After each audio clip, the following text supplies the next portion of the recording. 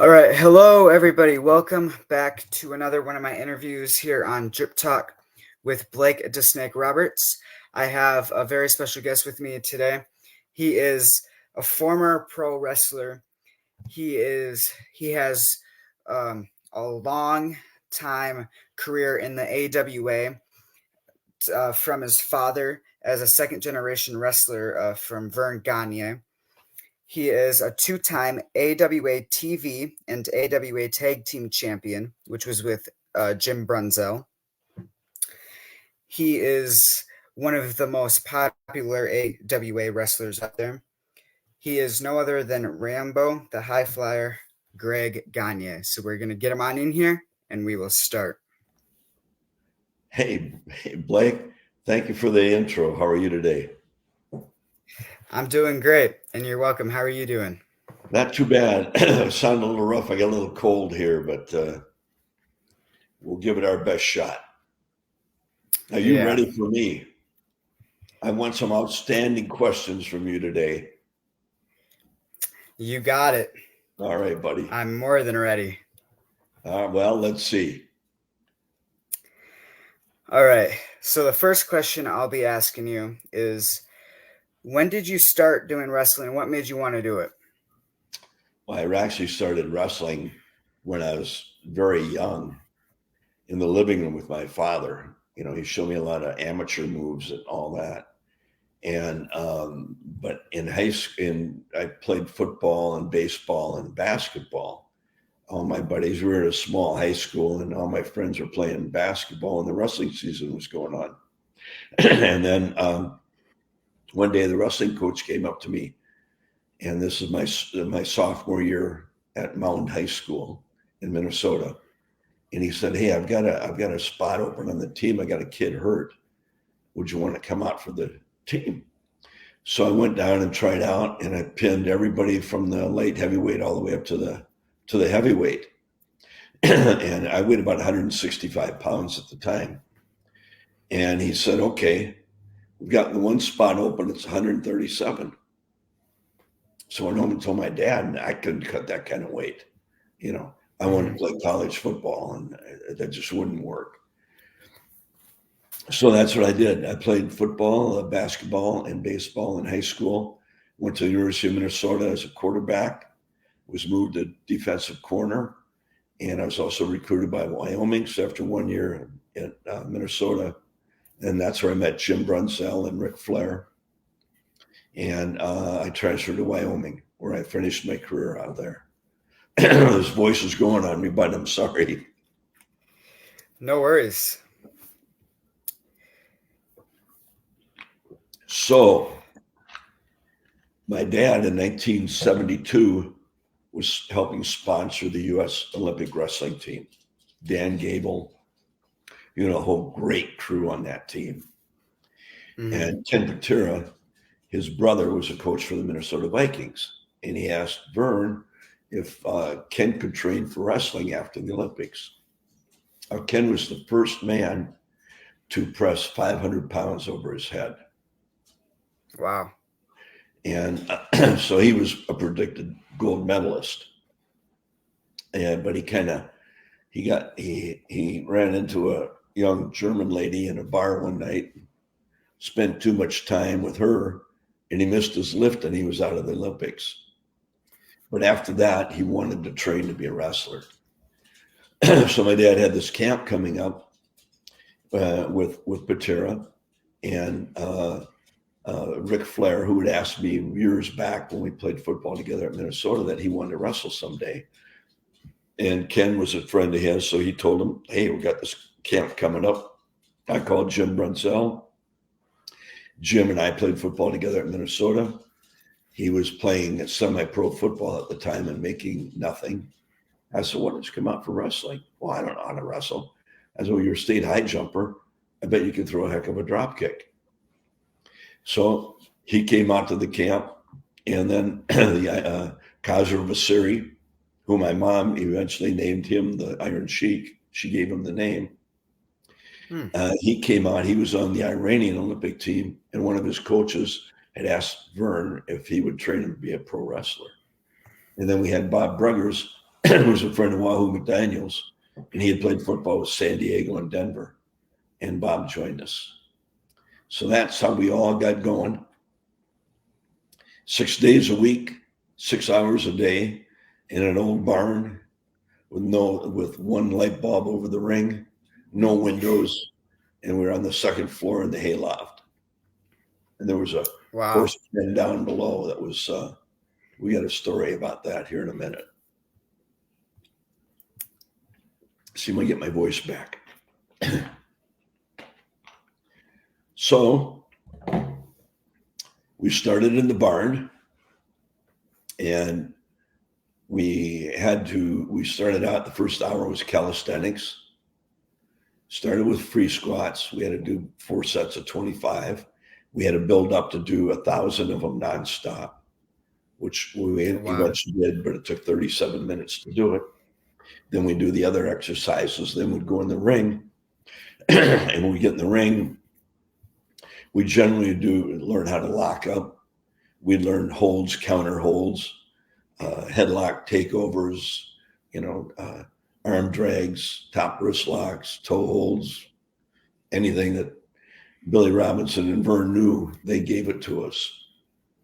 And Vern, over the years, had trained 144 wrestlers, more than anybody in the country or in Canada. Wow. And out of that, there was maybe only 2 or 3% that didn't make it to the main event. And usually in those days, it took 5 to 10 years to get to the main event level. Out of our camp, 3 years we were wrestling in the main events because we were that well polished. Second hour after the holds, third hour, we learned how to take what they call bumps, body slams, arm drags, and how to protect yourself so you don't get hurt. And we do, 500 to 1,000 of those. And then we hit the ropes, learn how to hit the ropes. Cosro a couple of times went right through, hit the floor, and got knocked out. And a couple other guys, same thing, rope hit him in the neck. But it tear all the skin off your body from underneath your arm all the way down. And Vern said, don't worry, after about 6 weeks, you guys, your body will harden up and you won't feel this stuff anymore. So then we did some more drills the next hour, and the last hour was submission wrestling, where we had learned how to break legs and arms and necks if we had to. And then the 6th hour then was running. And Prince, the great artist that he had a house right down at the end of my dad's property. And he was a big wrestling fan. And it was about a quarter mile down to it. So we'd have to run sprints, run 10 yards, walk 10, run yet 10, and then back up to the barn. And then he'd take us across the street where it was the Minnesota River, and it was all big river banks. And then we had to run up those. And it took us about an hour to do all the running. And we'd come in, most of the time it'd be dark. And here would come Patera, weighed, I think, 345 or 350 when he came to camp. Flair was 295. And by the time the camp ended, I think Patera was down to 310 and Rick was down to about 255. And it was grueling. It was the hardest thing we ever did. We all played sports, and nothing was like the camp that they ran. But when we came out of there, we were pretty well ready to go. Yeah, I could definitely see, because all of that was a lot of hard work and hard training. But to get you to where you got into the ring, it was, yeah. I bet it was really tiring for you after a long day of that. Oh boy, our bodies were sore. Those first 6 weeks, we'd come home and, my wife would be black and blue, and geez, the mat burns under your arm from hitting the ropes. Just, God, you could hardly lay down in a bed. But, after that 6 weeks, your whole body turns, and all of a sudden you can absorb the punishment that you're going to have in professional wrestling. Yep.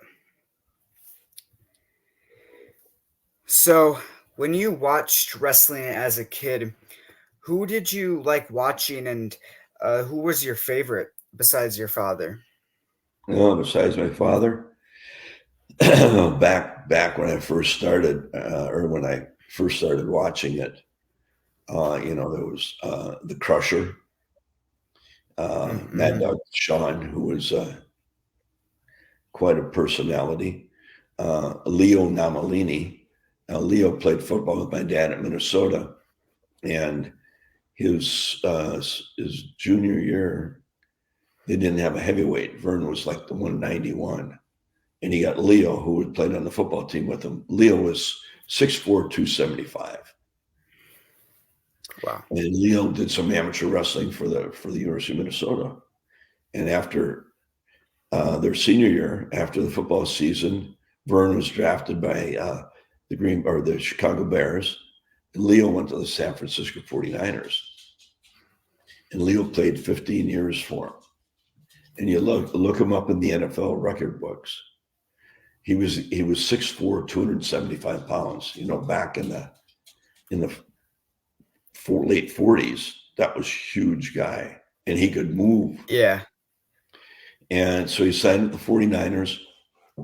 Vern was at the Bears. He was released and sent up to Green Bay, and then the coach Hallis wouldn't release him because they were playing Green Bay the first game. And Vern had a contract like Bill did, $5,000 a year. Well, Vern in 1950 was the first athlete besides Babe Ruth to make over $100,000. Leo Namalini, Wow. then Vern convinced him to wrestle in the off season because he was only making $5,000. In Leo's first year wrestling pro, he made $50,000 after the football season, where he only made $5,000. So that's why a lot of the professional football players back then turned to professional wrestling. Much better money. Yeah. Who has been the stiffest wrestler you've possibly gone in the ring with in your career? Who's the what? Stiffest wrestler. The stiffest? Shit, Yeah. all of them. There wasn't anybody that wasn't back then. Mad Dog Vachon was probably the most unpredictable man you ever want to get in the ring with. When he hit you, I know the first time I wrestled him, I said to my dad, I said, "Hey, what do I do with this guy?" And he said, "Hit him twice as hard as he hits you." So I went to lock up with him, and Mad Dog hit me with an open hand, and I tell you, feel it right down in my feet. And about the third one, I got him back, and he lost his equilibrium. So I grabbed a leg and took him down.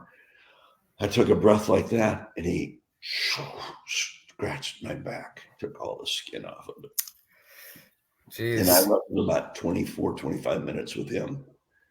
And then we got back in the locker room, and my partner, Jim Burnzell, was sitting there, and I came in there, and I'm all cut up and bleeding. And Jim says, he starts laughing. I said, "Hey, you got him Friday night in Denver. Good luck." And all of a sudden, Mad Dog kicks open our door. And I go, "Oh, my God, here we go." So I stood up, and I got one hand on the chair, and I'm looking at him, and he's got that growl like this. And he goes, "I respect you." My hand and walked out. Well, I almost filled my pants right there. But you never do with him. Another one was King Kong Brody, Stan Hansen, Nick Bockwinkel, Jesus, Ray Stevens.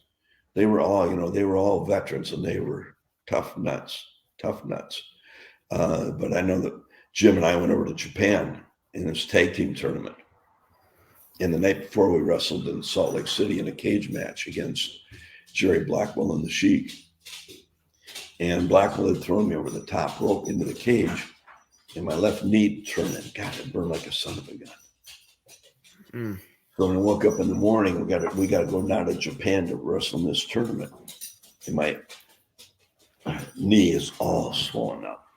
So the flight attendants, I asked for ice. They gave me ice to put on it.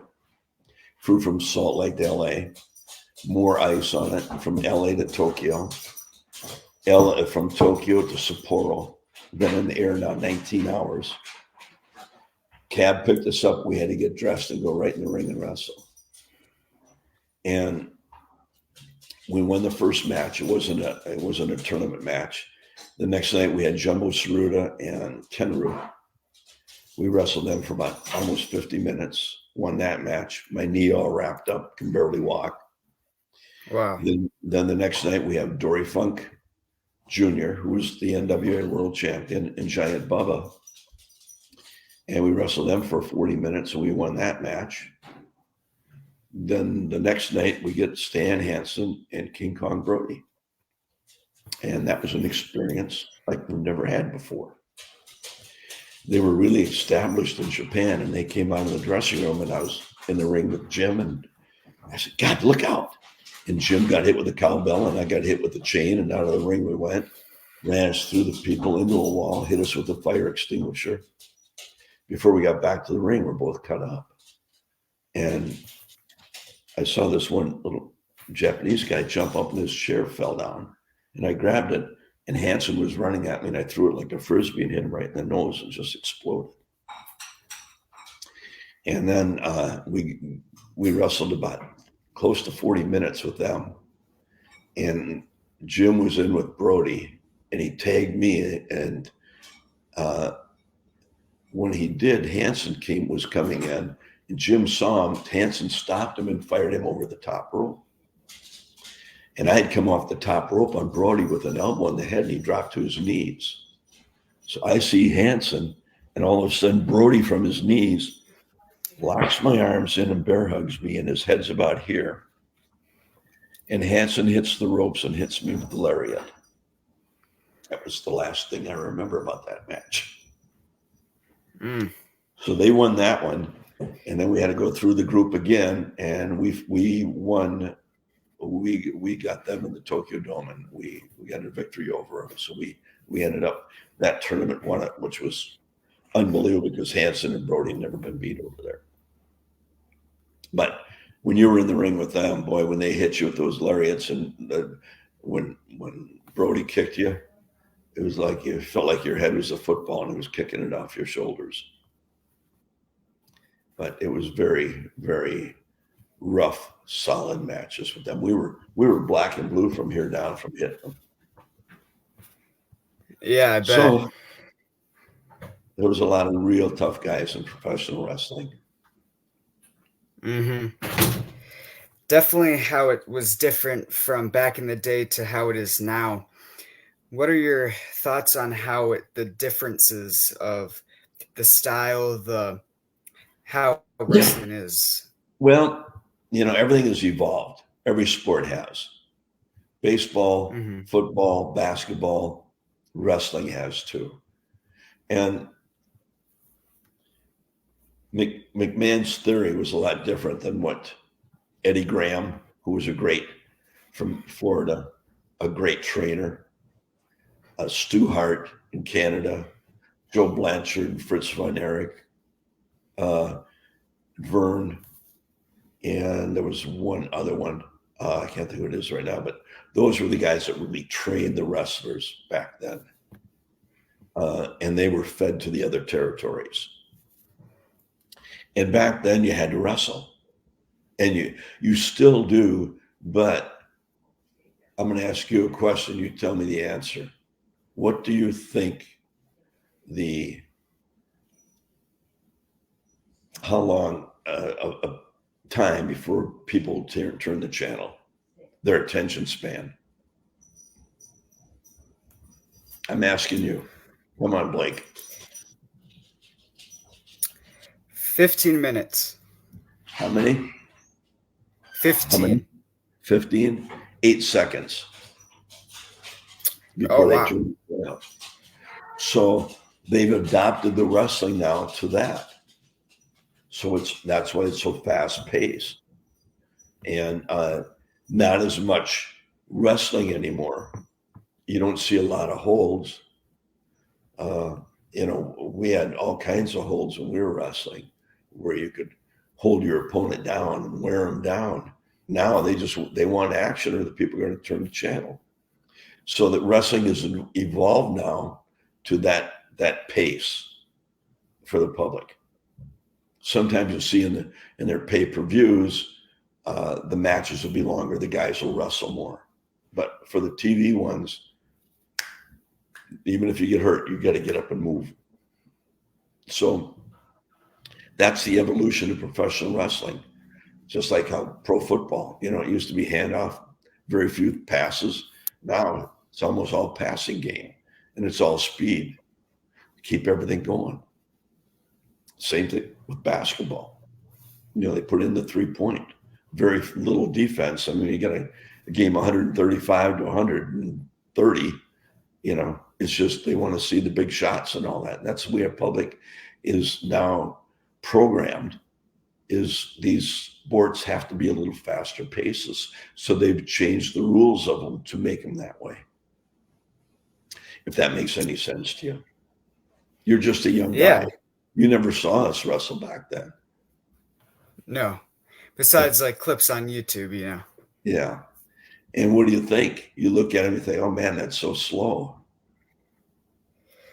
Yeah, I think it's a lot different than now. And it's kind of like slower and way different and more like more deliberate, when you got a hold, you hung on to it and you try to wear your guy down. I mean, back then I wasn't one of the bigger guys, obviously, and wrestle these big guys. The only way you could do it is if you could take them off their feet. We wrestled the Road Warriors one night and they just go balls out. And we used to kind of protect ourselves.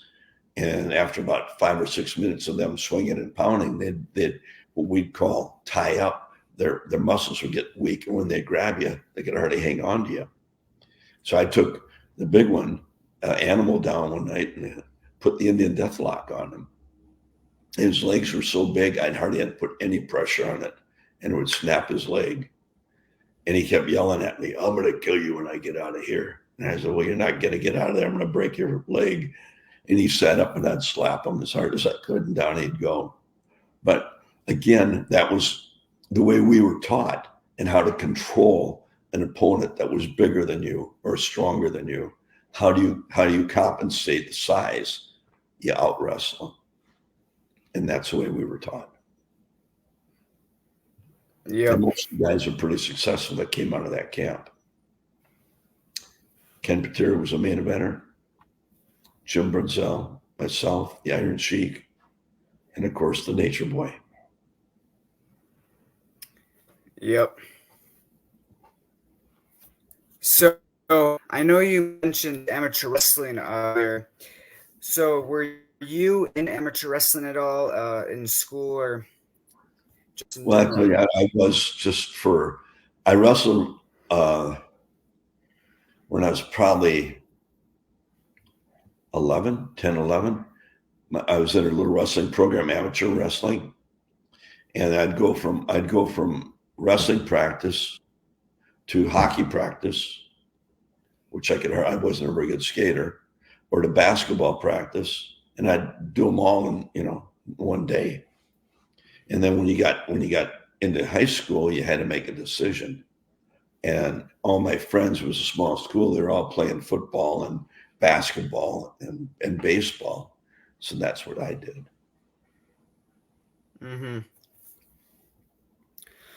What would you consider a weakness of yours in wrestling and also a strength? The weakness was probably my size, but it never really, it was a hindrance, but it was also an advantage because I was quicker than everybody. And, from being in the camp, we learned how to take punishment, how to handle big guys. And, we could out wrestle most of them. So, but, being smaller, you take a pretty good beating. And over the years, I've had both knees have been operated on. I've had 5 back surgeries, double hernia, neck injuries, concussions, 3 broken noses, teeth knocked out. And now the doctors want to do another back surgery and a right shoulder replacement. But otherwise, I'm pretty good. If you want to sew everything back together. But, that was probably, I don't consider it a weakness being smaller. And Vern used to tell us, when we came out of his camp, he said, you guys, you don't have to be afraid of anybody. And everybody that came out of camp, we didn't realize until they sent Jim and I down to Atlanta, Georgia. And we walked into we were supposed to wrestle Cowboy Bob Orton and Dick Slater for the tag team titles down in Georgia. And we were there our first week, the first night, we go in the locker room. There's a guy named Brute Bernard and his manager were in the locker room. And I went over sat down by him. I said, Brute, I'm Greg Gagne. And he said something nasty words about my dad. And I said, well, I think he probably feels the same way about you. And he was a rough, tough guy. And I said, so if you have a problem, we can settle it right now. And he got up, him and his manager walked into another locker room. So I said, Jim, come on. So we walked over there, we sat down, and I said, hey, Brute, do we have a problem? I said, because if you have a problem with my dad or me, let's have it out. And he got up and he shook my hand. He says, I respect you. So that's when we knew that anybody that came out of Vern's camp, they knew where they were trained to handle themselves, no matter how big you were, how small you were. So, that's when the light went on for us. And we had a match with Rip Hawk and Dr. Jerry Graham that night, Columbus, Georgia. Place was full. We were on like the second or third match. Nobody really knew us. And we tore that place apart. 25 minutes. We came back in and they were all mad. What? So the next week, we were building up to wrestle Slater and Orton. The promoter and his booker put us in matches with Bob Backlund and Jerry Briscoe in clean matches for the rest of the 2 weeks because we were outshining their people. And then we went into the promoter, Jim Barnett. We said, Jim, we're missing Denver, Chicago, Milwaukee, San Francisco, Las Vegas, Winnipeg, St. Paul. We get paid more in one night than we're making here in a week. This makes no sense to us. So we went back home, back to the AWA. Wow. Yeah.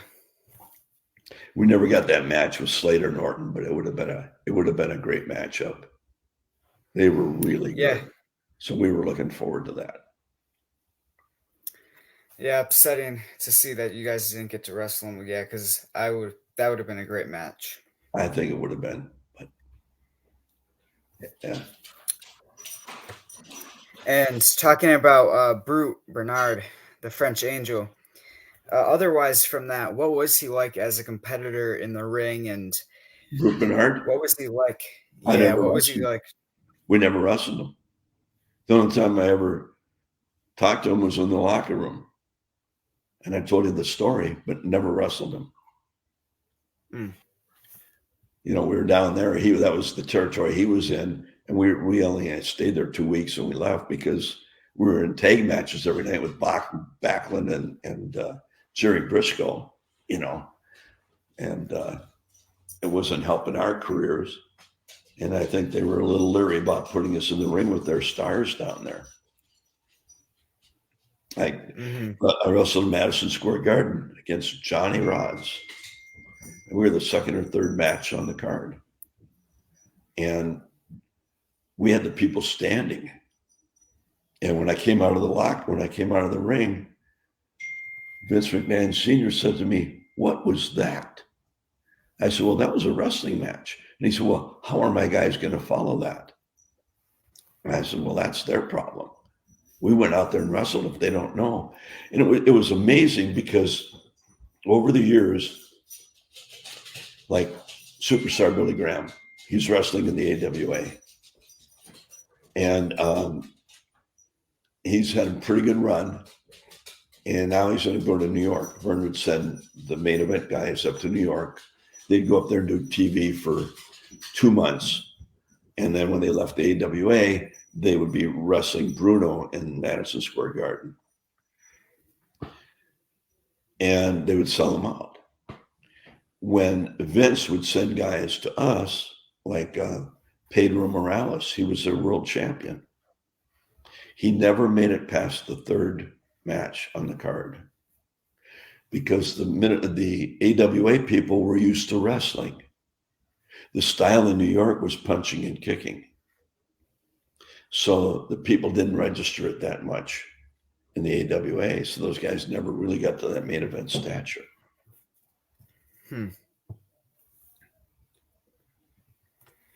What else you got there, Blake? Was it hard for you to travel from show to show? And what was the worst or best thing about traveling? Well, the best thing was you got to see the world. The worst thing is, we'd wrestle in Denver and in the altitude. And then, by the time you get to bed, it's midnight, 1 o'clock, get up early, fly back to Minneapolis. We had to do TV on Saturday mornings. We wrestled Denver on Friday. And then from the TV, you'd go to Chicago. And then the next night you're in Milwaukee or Toronto. That was another, and it was just, you kind of got programmed to it. The AWA, we wrestled about anywhere from 225 to 250 times a year.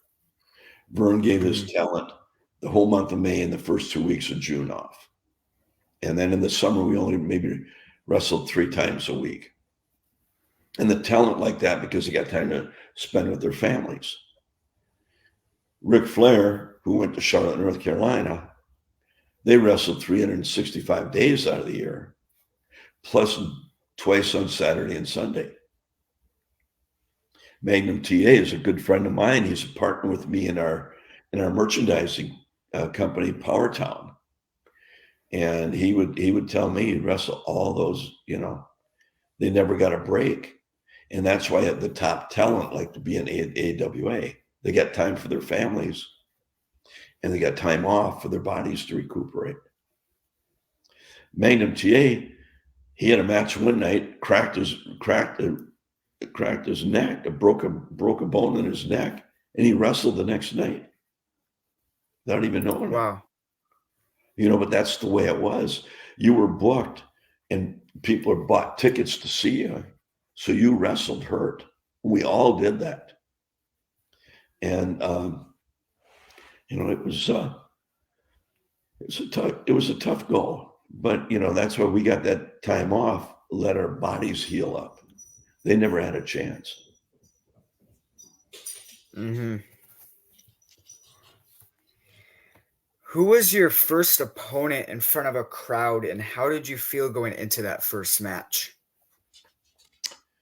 First match I had was against George Scrap Iron Kadaski in Duluth, Minnesota. And it was just like another night for me. I mean, my first night, I was excited. We wrestled about 13, 14 minutes and I won the match. And the crowd accepted me. So it was a good feeling. Then Ric Flair and I had a match in Peoria, Illinois. We're in the first match. And about a minute and a half into the match, I body slammed Rick in the middle of the ring, and the ring collapsed. And Rick was down in the hole, and I dove on him. And the referee kind of leaned down this way and counted 1, 2, and he got out of it. And we wrestled a 20-minute draw if the ring broke. And it was that night we went back in the locker room, and every guy in each locker room came over to us separately and told us it was the most unbelievable match they ever saw. And this was like our third or fourth match. They said it was unbelievable. We don't think we could have done that. So I think we realized not being cocky or anything, but that we were really trained well, and we did what we had to do in the ring. And they all said, you guys are a couple of naturals, for God's sakes, which was a nice compliment. But, we earned it. We worked hard. We worked really hard. Yep. What was your reaction to getting to go into the AWA? Well, that's where I grew up. So, I Mhm. kind of just flowed into it. And with the fantastic talent they had there, you couldn't miss. You had, even if you lost a match, you learned, and you learned from the best in the business. When Nick Bockwinkel, Ray Stevens, Bobby Heenan, Jerry Blackwell, those guys were masters. And Billy Robinson and Jeff Ports, and God, the list goes on and on. Even, like Mad Dog Vachon, the Crusher, they had different styles. Theirs was different than ours, and we had Jesse Ventura and Adrian Adonis. They were a phenomenal team. Adrian carried the wrestling part of it. Jesse could talk the people into the building. And he was also, when he had the upper hand, he was hard to handle. So it was, we were very fortunate to be in, at that time, the AWA was probably the premier place to be, without a doubt.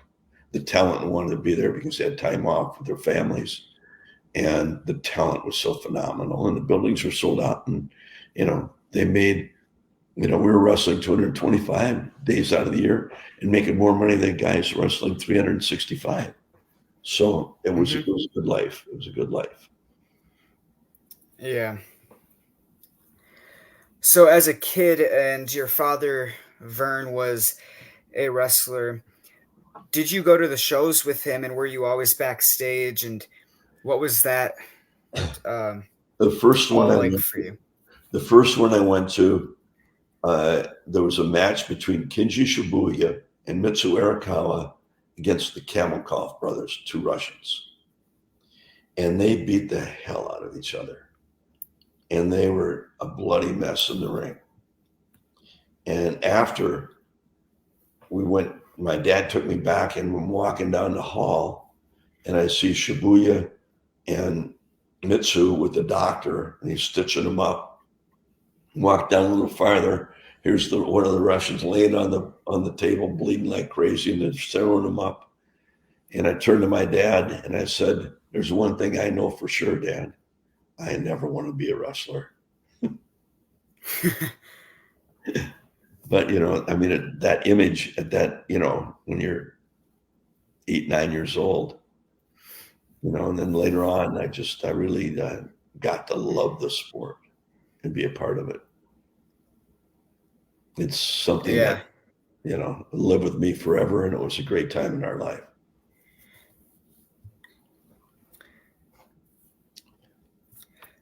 Who would you say is your like top 5 favorite wrestlers you've got to work with or against in the AWA? Mm. Ray Stevens, Jerry Blackwell, Nick Bockwinkel, Bobby Heenan, and as a tag team, Pat Patterson and Ray Stevens, or Nick Bockwinkel and Ray Stevens, Jesse and Adrian. It's hard to say. I had single matches with Adrian that were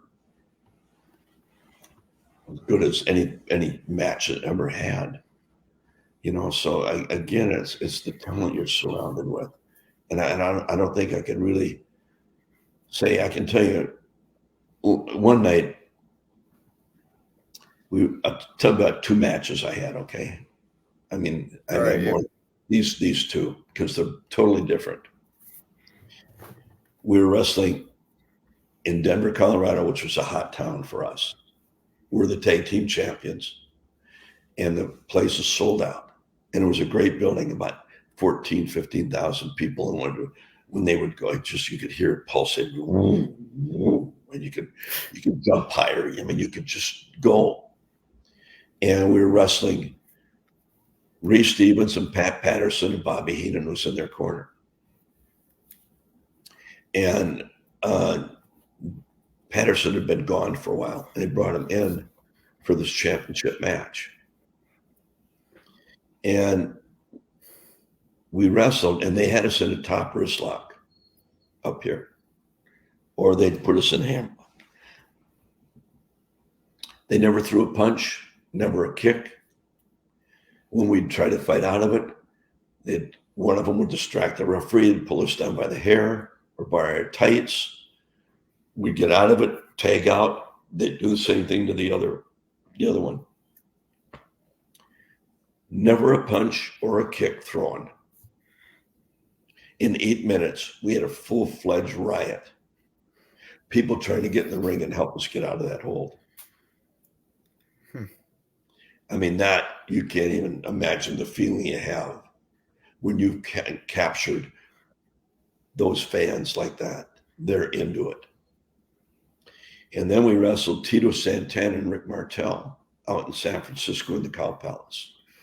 Big open building. And it's a clean match. And we're going, oh my God. And we're the tag team champions.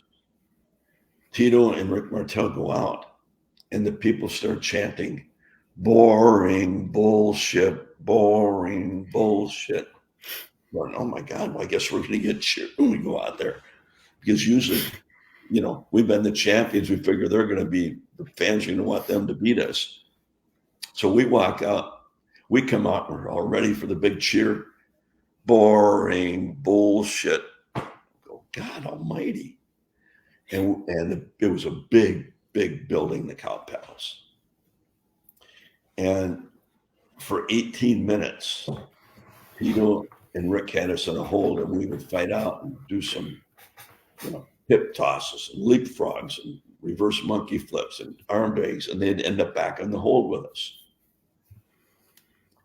At about the 12-minute mark, it went from boring bullshit to the people are starting to get into it. And it's a different atmosphere. At 18 minutes, we had them standing. And this was a clean match. And we wrestled 43 minutes and had them standing the rest of the time. And we came out, everybody in the locker room, both sides, they all came out and said that was the most unbelievable, the greatest match we've ever seen. So, and that's your peers telling you that. And that really is satisfying. But again, it's, getting the people emotionally involved into what you're doing in the ring. And, today's style is faster. And I don't know, if the people emotionally, they're starting to get back into it with Triple H and they're running it. He's getting back to a little more wrestling. And you can feel the people that's kind of turning again. So I'm excited about it for them. They're doing a great job. Agree, yeah. So what am I doing now? We've got a company going called Power Town, where wrestling lives on. And a guy named Steve Rosenthal, who did our action figures, he was the first man to do wrestling action figures with the Remco line. And he lived in New York. His son was a wrestling fan. And he said, Dad, why don't you do action figures of wrestlers? So Steve went up to Vince McMahon Jr., said, hey, I want to do action figures with the wrestlers. He said, well, what do you tell me about it? He did. And he said, I've got a contract here. He says, well, here's what I need from the contract to change the contract around. Come back. Steve goes, comes back, change the contract around.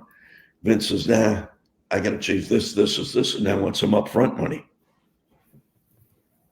So Steve goes back, comes back. He's got the new contract. He's got the money. And Vince throws a magazine at him. He says, do you know those people?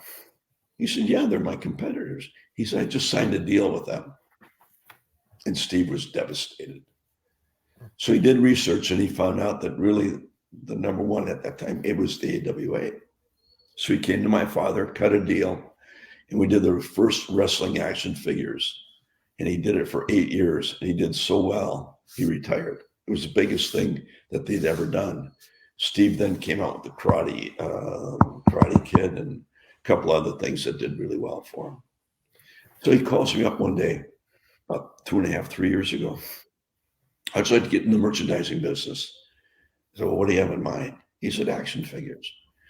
I said, well, the WDAB's got them, AEW's got them. I said, the only way I do it is we got to take the people that never had them done.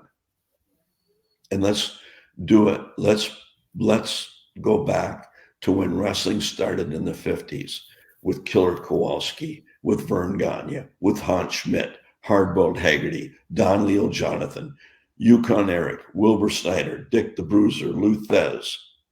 Let's build what the history of TV wrestling came out of Chicago from 1950 to 1957. Those were the stars, and they never had the opportunity. So my job was to sign talent. Got 100 or 255 on board. We've got guys from the 50s, 60s, 70s, 80s. We've got women. We've got the little people. We've got referees. We got announcers. And our first run was the Ultra Run. It's a little bigger action figure. It's more of a collectible deal.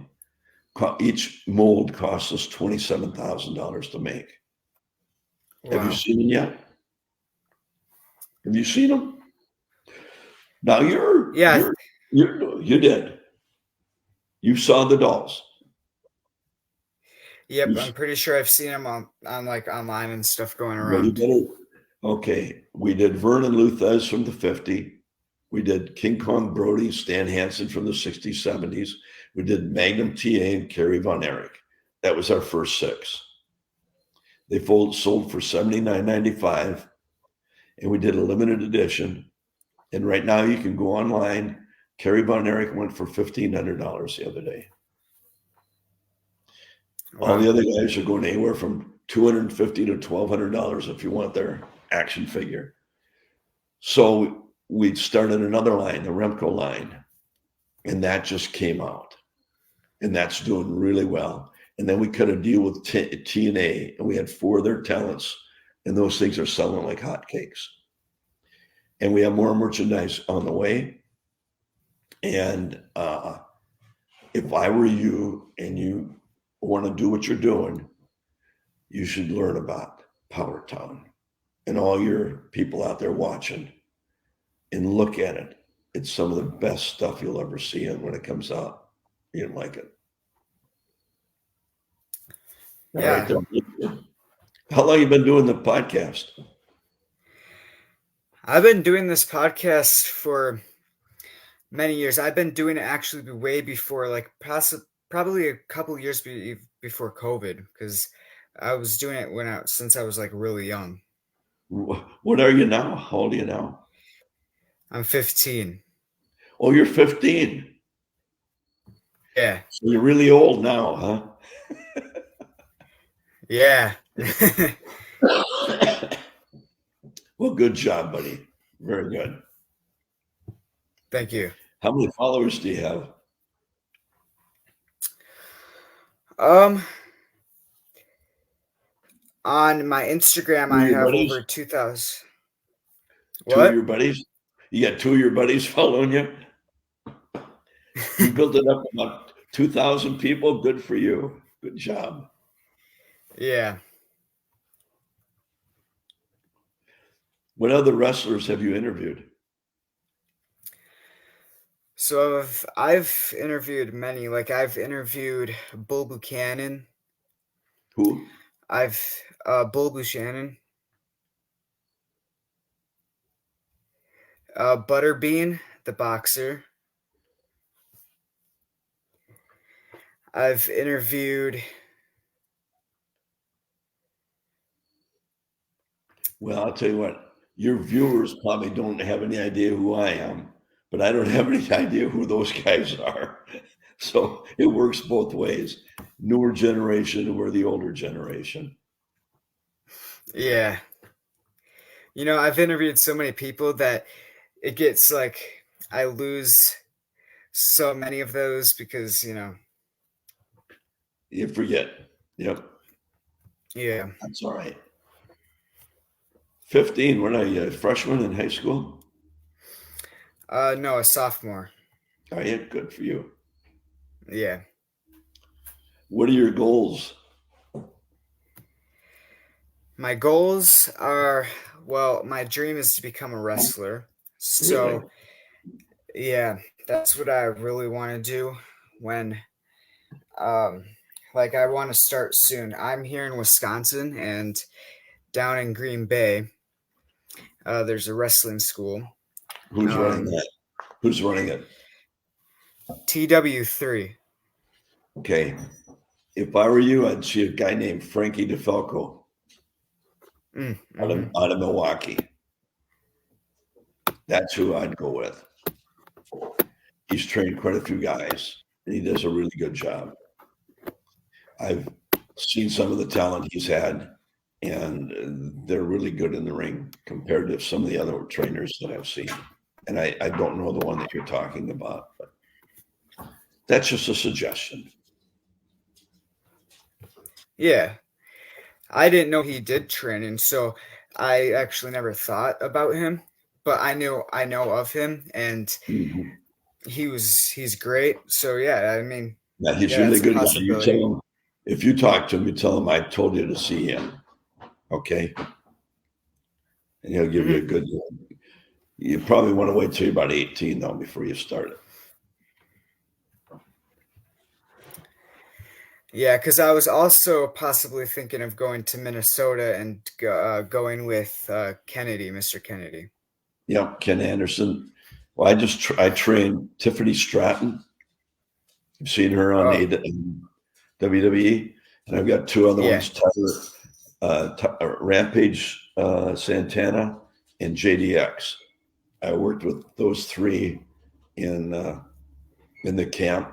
I trained Jessica the same way we got trained, and she's only been at it 2.5 years, and she's already in that main event stature with the WWE. She's a good one. The other two are yep, going to be she's really great. good too. So if you get with Ken, let me know. I'll come over and work out there with you one day. Okay. All right, yeah. All right. Well, my girlfriend here is getting dinner ready. So you got anything else you want to talk about before we go? Yeah, I'll ask you a couple more questions if that's All fine right. with you. Yep. So, I know back in AWA, there was this story of in Waukesha, Wisconsin, with Ken Patera Mhm. of the McDonald's story. What is your take on that story, and were you at that show? And I if you could wasn't tell at us it, about so I that. can. Yeah, I wasn't at it. I can only go by hearsay. The matches were over. They were trying to get something to eat. There was people in the McDonald's. According to Ken, he went up there and they locked the door. And he said, "Hey, I just want to get a hamburger, a couple of hamburgers." And they're throwing some of the food into the garbage. He said, "Well, don't throw it away. I'll take it." "No, we can't do that." And then there were some other words, some exchange, and all of a sudden a big rock went through the window. And the next thing we knew or heard of was Patera was arrested for throwing the rock through there. And that's about all I really know from it. We've heard him tell the story, and he tells it a lot different than the way we all heard it. Yeah. He said some little skinny guy came and threw the boulder through the window. We said, "Well, how much did it weigh?" And he said, "It was about a 30-pound boulder, is what the police said." And I don't think some little skinny guy could throw it that far through the window. But Yep. yeah. And so you also did some work with OVW as a trainer.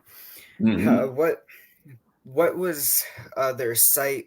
for you to bring you in, and what was your reaction to Well, them I was asking you to actually bring you working. in?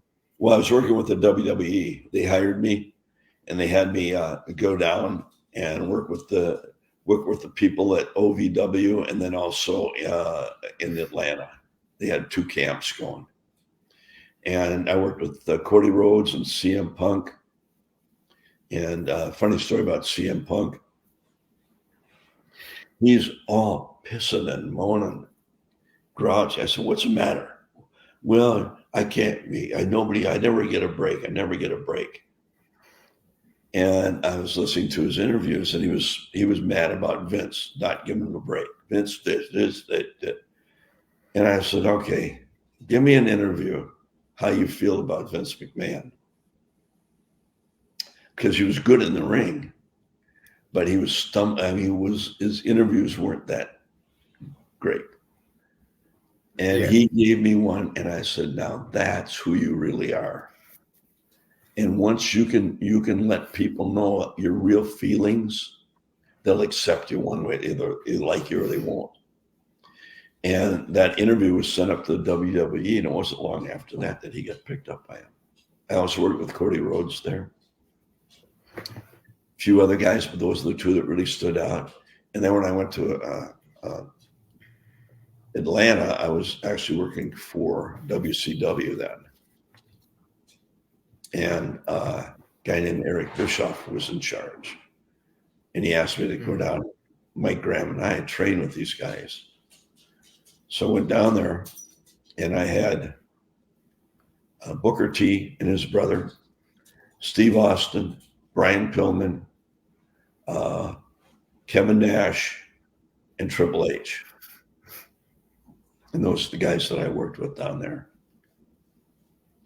And Dallas Page. And Eric was insistent that he wanted Dallas Page to really be the next star. And I said, "Well, he's never been. These other guys have been wrestling for a while, and you got some mega guys going to be mega stars here." mm-hmm. He let 3 or 4 of them go the following week. So I ended up working with Dallas quite a bit. Dallas turned out pretty damn good. He's a good guy, and all of them turned out pretty good. Yeah, they did. Yeah. But see, I used the same philosophy that Vern did when I trained people. And I've been fortunate enough that the people that I haven't worked with that many, but the ones I've worked with have all been very successful. And that's kind of a feel-good story for me. Yep. Do you think you had more potential in the wrestling business as a second generation wrestler? That I had more potential. Yeah. And Well, I just must have had some pretty good potential to get where I got. So I never really thought of it that way. I mean, potential goes back to your training. And if you're trained properly and you learn the techniques and the sport and what you need to do to be successful, nobody's going to help you. It's an individual sport, and you're either going to make it or you're not.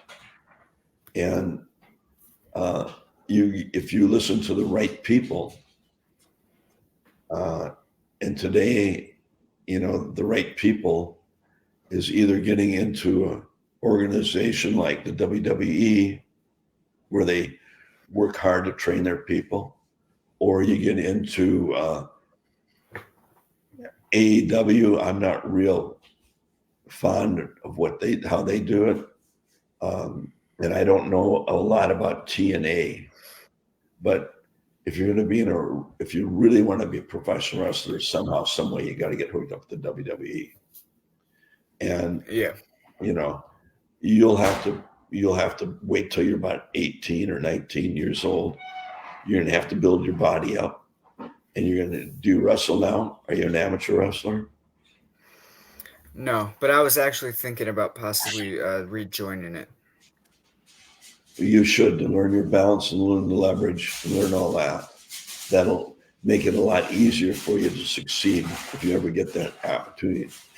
And and you got to get on the weights. I mean, now they want the bodies. Got to have a good body, and you have to learn your profession. And like I say, most of the time, if you don't have the proper training, it's going to take you 10 to 15 years before you ever make a main event.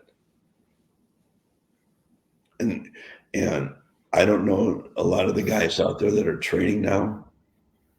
I don't know how many they produced, but I know who is producing the good ones. Ken Anderson would be good for you. Be very good.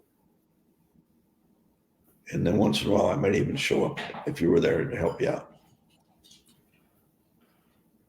So that's my advice for that. All right. All right. Yeah. Gogo's getting dinner ready here for me. So how are we doing here? All right. So I'll ask you 2 more questions. What is one thing you would tell your wrestling fans? The wrestling fans? Well, how much I appreciate them. And once they're a fan of yours, they're a fan for lifetime. And to this day, I still, when people come up to me, I take the time to talk to them and thank them for the support that they gave me over the years. The wrestling fans, without them, you're not much.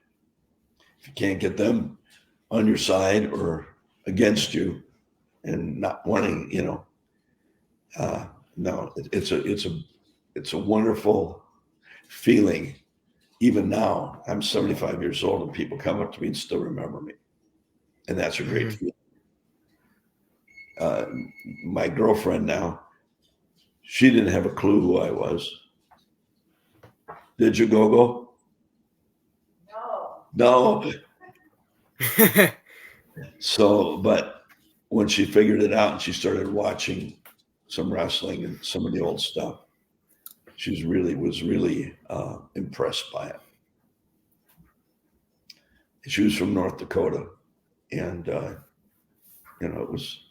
it's I can't even explain the feeling you get, but God, it's fun, and I love talking wrestling with people, and they'll talk about the Crusher and Mad Dog Vachon and Andre the Giant and Hulk Hogan and all of them. And luckily, I had an opportunity to participate with all of them, including the Hulkster. He was flailing along and not making it in New York. We brought him to the AWA, and that's where Hulkamania really grew, was in the AWA. And he caught on, but he needed a lot of help, and we were the right people to give him that help and get him ready. Yep.